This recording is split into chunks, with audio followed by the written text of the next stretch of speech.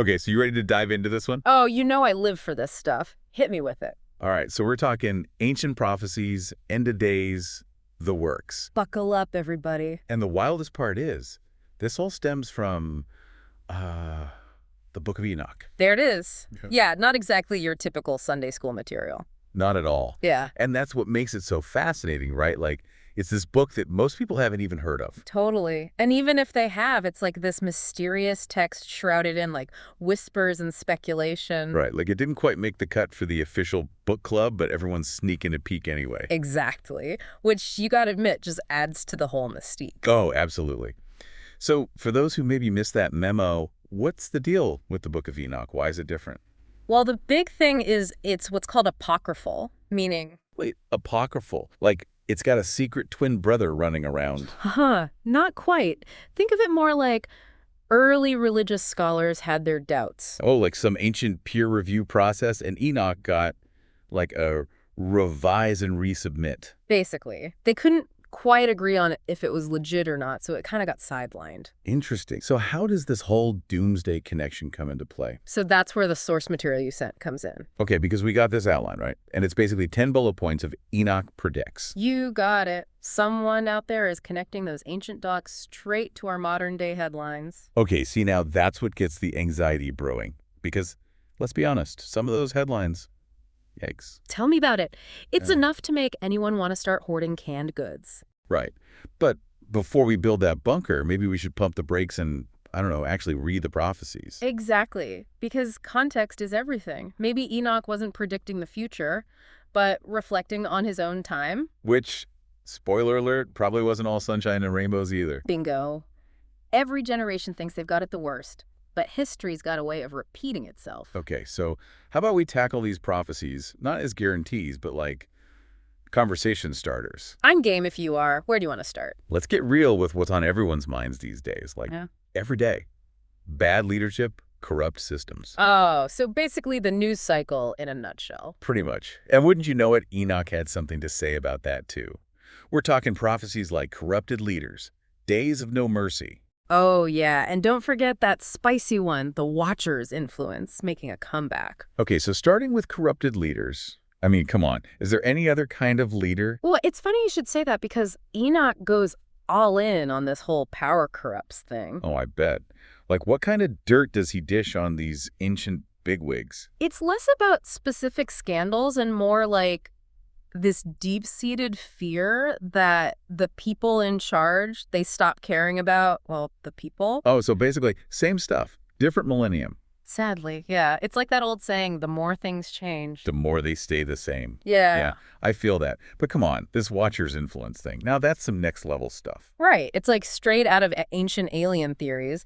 But there's this kernel of truth in there, right? Like this idea that there are forces at play that we don't fully understand. Okay, see, now you're speaking my language. Because, yeah, sometimes it feels like there are these puppet masters pulling the strings and we're just kind of... Dancing to their tune? Exactly. But if we're not careful, we end up blaming everything on, like, shadowy cabals And miss the actual problems right in front of us. 100%. Like, let's not forget about the very real systems that keep these cycles of, messed up leadership going. Okay, preach.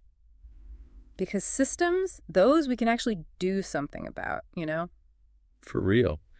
But speaking of things we can't control, this next prophecy, Days of No Mercy, kind of hits different, Like, is the world really more brutal now?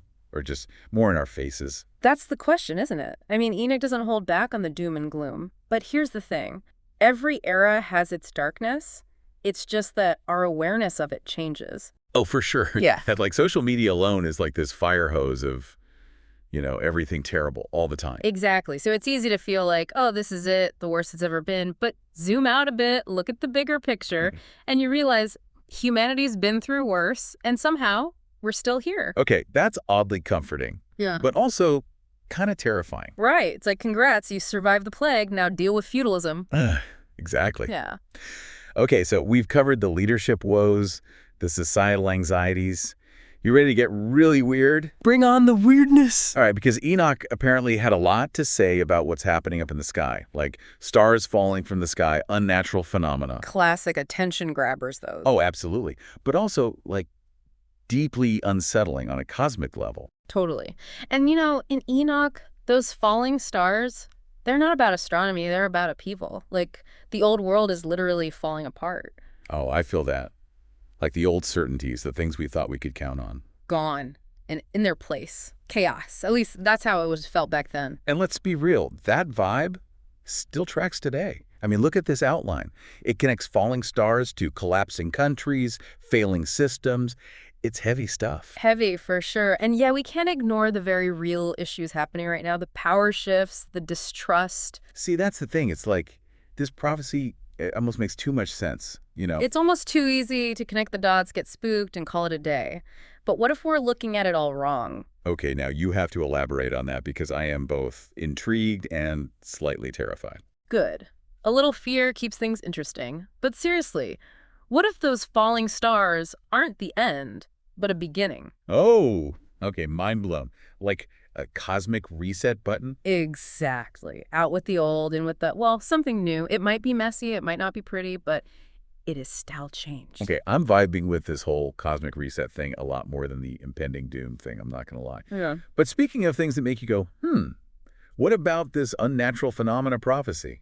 Should I be buying a tinfoil hat now? Haha, only if it's stylish. But in all seriousness, Enoch describes some pretty wild stuff in the sky, right? Stuff that would have had people freaking out. For sure. But isn't that the best part? Like, their freak out is our Tuesday.